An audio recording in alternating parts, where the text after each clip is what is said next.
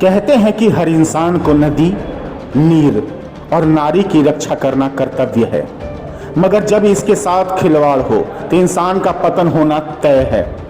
कमोबेश यही हुआ है पलामू में, जहां नदी और नीर के दोहन को लेकर की जा रही सालों से खिलवाड़ ने पलामू के अस्तित्व के पतन की ओर धकेला जरूर, मगर ये पलामू की धरा की क्षमता भी अजीबोगरीब है, जमींदोज करने में देर नहीं करती है।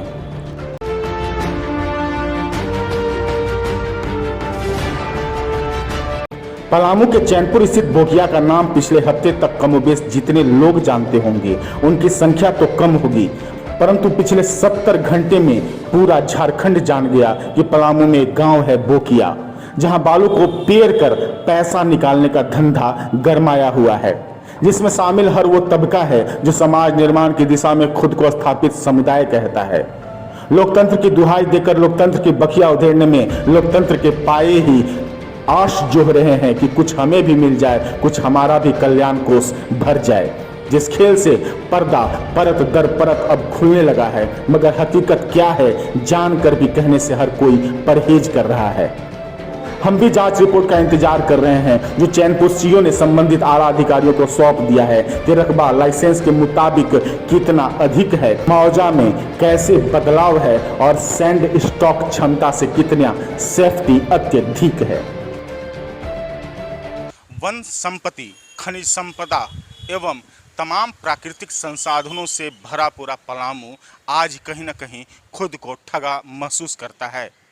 इसके पीछे की जो तमाम वजहें हैं, उन वजहों को बालू माफियाओं के एक बड़े खेल के पर्दाफाश ने उस परत दर परत हर एक प्रदेश को उठा दिया जिसके पीछे ये खेल चलता है।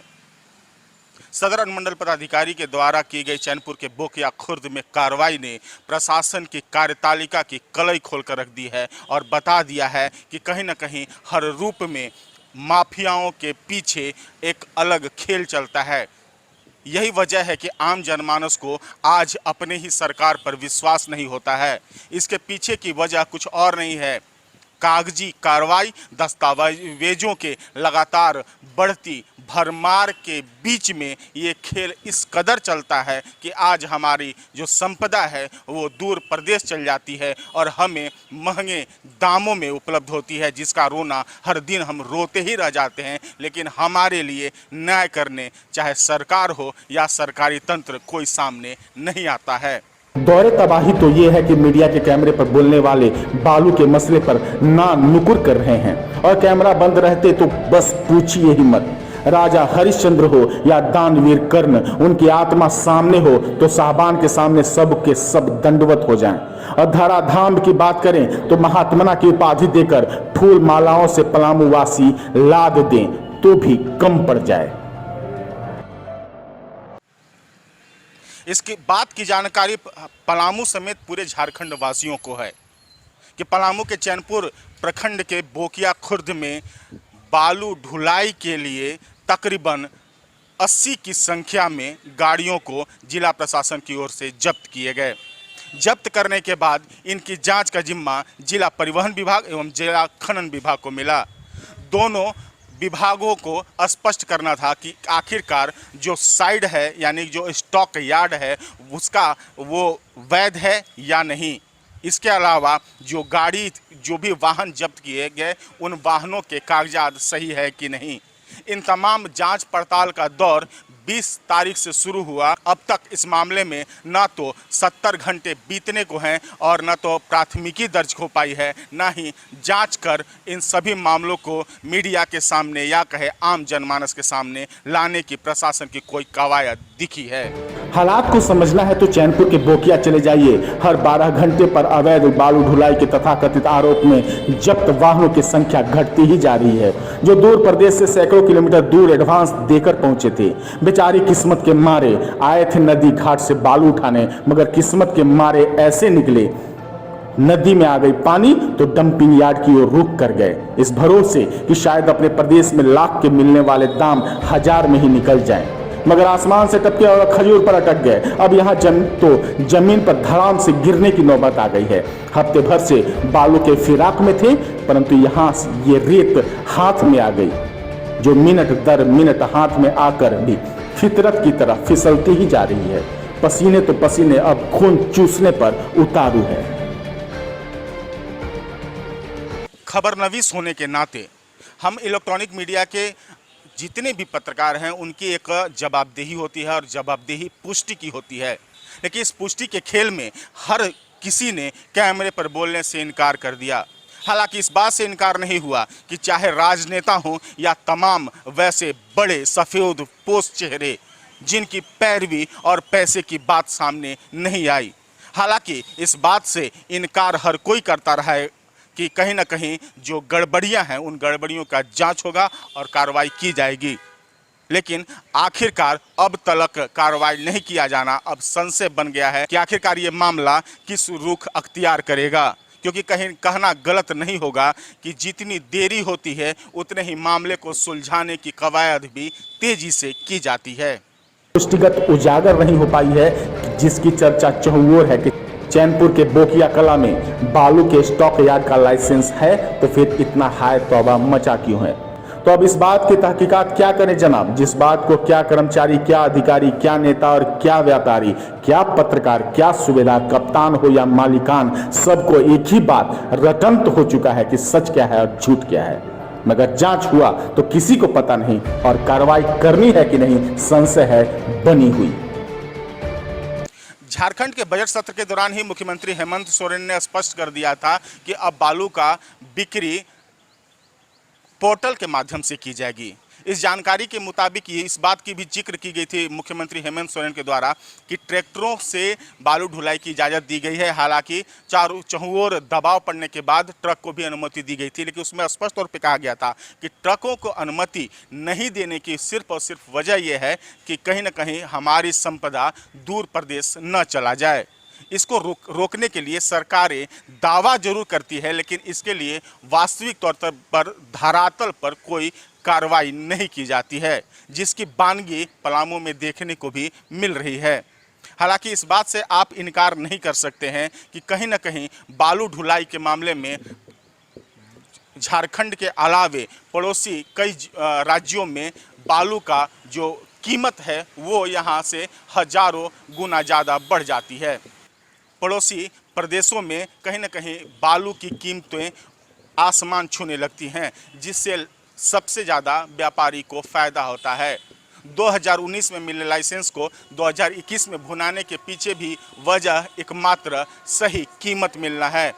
दरअसल वैक्सीनेशन और बाजार की भीड़भाड़ की जांच करते करते विधि व्यवस्था नियंत्रक एसडीएम साहब ने सूचना पाकर अवैध बालू ढुलाई पर कार्रवाई करने पलामू मुख्यालय से नदी पार करने पर 10 किलोमीटर एवं सड़क मार्ग से 20 किलोमीटर दूर चैनपुर के पतरिया खुर्द पंचायत के बोकिया खुर्द पहुंच गए। बालू उठाव करने आया अनुमानित 100 की संख्या में बड़े वाहनों को देख चकरा गए। बड़ी सफलता मान लाल किताब के धारक ने सभी वाहनों को जब्त करने का निर्देश दे दिया, जिसमें आधा दर्जन ट्रक और हाईवा लोड चैनपुर पुलिस को जिम्मा लगा दिया और तकरीबन 80 जेसीबी डबल डेक हाईवा बड़े ट्रक को जब्त कर खनन विभाग और परिवहन विभाग को जांच कर सूचित करने का प्रेम पत्र जारी कर दिया। मगर भूल गए कि पहले भी वैध अवैध को परिभाषित करने वाले विभागीय अधिकारी ने इनके डिजास्टर मैनेजमेंट एक्ट के तहत जारी स्पष्टीकरण को नज़रअंदाज कर दिया। तो ये मसला तो उनके अधिकार क्षेत्र का है, मगर एसडीएम साहब को हल्के में लिया जाना भी मूर्खतापूर्ण है, क्योंकि उनके भी हथियारबंद तर्कस में तीर की कमी नहीं है। बालू उठाव का खेल ये कोई छोटा मोटा खेल नहीं है। अगर हम बात करें इन इलाकों की तो झारखंड और बिहार के, झारखंड के पलामू जिले और बिहार के डिहरी, इन दो जगहों पर बालू का उठाव जोरों से होता है। यहाँ अगर रेट कीमत बढ़ती है तो वहाँ भी रेट की कीमत बढ़ जाती है। ऐसे में समस्याएं व्यापारियों के सामने ये आती है कि आखिरकार बालू जहाँ से उपलब्ध हो वहीं से न उठाएं। ऐसे में सबसे बड़ा सवाल आखिरकार यही होता है कि कीमत बढ़ती कैसे है। तो यहाँ की कीमतें अगर बात करें तो सरकारी दर से अगर 28,000 रुपये की कीमत से ट्रकों को मिलता है तो इसके पीछे भी कई पैसे की लेन देन होती है। इसके अलावा अगर हम बात करें तो इस बात से इनकार नहीं किया जा सकता है कि जो गाड़ियाँ राज्य में आती हैं वो बालू लेकर ही जाती हैं, क्योंकि इसके एक जगह स्थान नहीं बनाए गए हैं, कई जगह बने हुए हैं और डंपिंग यार्ड के रूप में बालू को स्टॉक करके रखा जाता है। इस बात को आप इस रूप में समझ सकते हैं कि आए थे ये ट्रक ऑनर एक नदी से बालू का उठाव करने, अब पहुंच गए डंपिंग यार्ड। हालांकि तत्काल ताज़ा अपडेट के अगर माने तो तमाम खाली गाड़ियों को चालान काट करके और उन्हें मुक्त किया जा रहा है, लेकिन इसका मतलब ये कतई नहीं कि एक डंपिंग यार्ड से वो गाड़ियां हट गई, यानी कि दूसरे डंपिंग यार्ड पर उन गाड़ियों को लगाया नहीं जाएगा, वहां पर बालू उठाव नहीं किया जाएगा और वहां से दूर प्रदेश ढुलाई कर भेजा नहीं जाएगा। बहरहाल आलम यह है कि पलामू का बालू दूर प्रदेश जाना तय है। बालू के खेल में व्यापारी को माफिया का नाम देकर भले ही प्रशासन अपनी भूमिका अलग कर ले, मगर यहाँ बालू हो या आलू, जमीन हो या अपराध, माफिया कौन है जनता सब जानती है। बहरहाल एक बात तो स्पष्ट हो गई है कि पलामू के चैनपुर स्थित बोकिया खुर्द में जो नया खुलासा आया है सामने, इसमें एसडीएम सदर की प्रशासनिक कार्रवाई ने तमाम पलामू जिला प्रशासन की कार्यतालिका की कलई खोल कर रख दी है, जिसकी चर्चा चहुं ओर है। हर कोई जानने को बेकरार है कि आखिरकार देरी हो रही है तो क्यों। अगर ये लाइसेंस सही है, अगर धारक सही हैं, तो फिर कार्रवाई क्यों। अगर जांच में अगर दोषी पाया जा रहा है तो फिर एफआईआर करने में देरी क्यों, क्योंकि इस सब के पीछे भले ही बात कही जाती है माफियाओं की, लेकिन कहीं ना कहीं प्रशासन को भी अब अपनी गिरबान में झांकने की ज़रूरत आन पड़ी है और इस विषय पर बहस करने की ज़रूरत आन पड़ी है तमाम समाज के हर वर्ग, हर तबके को, कि कहीं ना कहीं माफिया का मतलब आज क्या है, चाहे वो बालू हो या आलू, या फिर आप बात करें तमाम ज़मीन की बात करें माफियाओं की, या तमाम ऐसे माफिया शब्द जिनसे जुड़े हुए होते हैं, उन माफियाओं के पीछे कहीं ना कहीं किन का अहम रोल होता है, जो समाज में कहीं ना कहीं हर रूप में लोकतंत्र के पालक कहे जाते हैं, धारक कहे जाते हैं। और इस माफिया शब्द की परिभाषा ही इन तमाम मामलों का पट्टाक्षेप कर सकती है। अब वक्त आ गया है माफिया के परिभाषा पर बहस हो, क्योंकि वैक्सीनेशन से लेकर मास्क तक जागरूकता अभियान चलाने वाले एसडीएम साहब की कार्रवाई ने पलामू के जिला प्रशासन की कलई खोल कर रख दी है। महीने भर तक आप भी चर्चा करते रहिए और देखते रहिए सिर्फ और सिर्फ कैपिटल न्यूज।